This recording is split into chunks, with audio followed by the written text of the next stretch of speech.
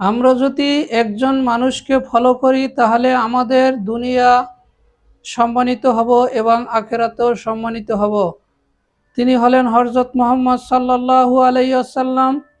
তার পারিবারিক জীবন, রাষ্ট্রীয় জীবন, অর্থনৈতিক জীবন, সামাজিক জীবন, আমরা যদি তাকে ফলো করি তাহলে আমরা দুনিয়ায় সম্মানিত হব এবং আল্লাহ তাআলা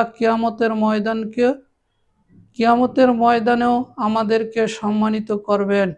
কারণ তিনি এমনই একজন মানুষ, তার সমতুল্য এই পৃথিবীতে কেউই আজ পর্যন্ত আসেনি আর আসবেও না, এটা আল্লাহ তাআলা বলেছেন।